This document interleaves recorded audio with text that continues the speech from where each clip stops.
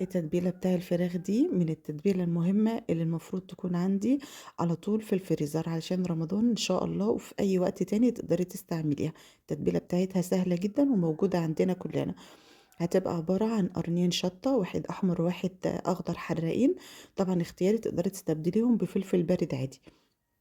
هحط عليهم 3 فصوص توم صغيرين، وطماطمايه كبيرة، وبصلتين كبار. بعد كده هحط عليهم التوابل، هتبقى توابل بسيطة اللي موجودة عندنا، اللي هي فلفل اسود وكمون وملح وبابريكا، توم باودر وبصل باودر. إيه، كل الحاجات دي طبعا موجودة عندنا كلنا. هحط عليها كمان معلقتين خل ومعلقة صلصة من اللي هي المعلبة، وممكن بدل الصلصة تحطي معلقة كاتشب.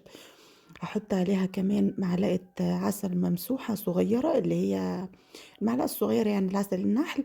وهحط مكعب مرقة دجاج اختياري، بس هي بتظبط الطعم معايا يعني وطعم التتبيلة.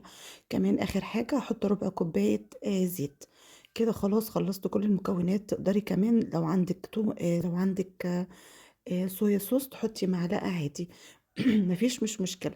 هضربهم في الكبة بقى ضرب متقطع كده، بحيث ان تبقى التتبيلة معايا مخرزة كده، يعني ما تبقاش ناعمة زي المية ولا تبقى خشنة.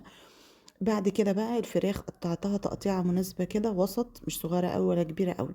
هنزل عليها بالتتبيلة، هقلبها كلها في قلب بعضها. التتبيلة ديت تقضي من 3 فرخات ل4 فرخات متوسطين، بتبقى مظبوطة جدا. بعد كده بقلبها بقى كده، بس انا حسيت ان انا يعني مش مبسوطة وانا بقلبها بالمعلقة كده، فحسيت ان انا عايزة اعملها بايدي عشان التتبيلة كلها تدخل في قلب بعضها. قلبتها فعلا كده وظبطتها. ولو في حتت كبيرة كده، حاولي تعملي فيها شرايح صغيرة من تحت الجلد علشان تتبل كويس. بعد كده بقى هجيب الاطباق اللي انا هحط فيها. تقدري تحطي في اكياس عادي، مفيش اي مشكله. كل بقى علبه او كل كيس هتحطي فيه، ده حسب اكلتك انتي. شوفي بقى عدد افراد اسرتك انتي، او انتي عايزه قد ايه، وتعبي العلب بتاعتك دي. عايزه اقول لكم ان التتبيله ديت يا بنات ما تنفعش تتبيله الشوي، اللي هو شوي اللي على الفحم. شوي الفحم له تتبيله تانية خالص، هنبقى نعملها سوا. طيب ديت نعملها ايه؟ دي بتدخل الفرن، ترصيها في صينيه كده وتدخليها الفرن، ما تحتاجش اي حاجه تاني لان فيها كل حاجه، حتى الماده الدهنيه ما تحطيش حاجه. طيب اقدر كمان ان انا اقطع بطاطس تحتها، واحطها ارص البطاطس الاول وبعدين ارص الفراخ. الصوص هينزل عليها كده، وهتبقى طعمها برضو جميل.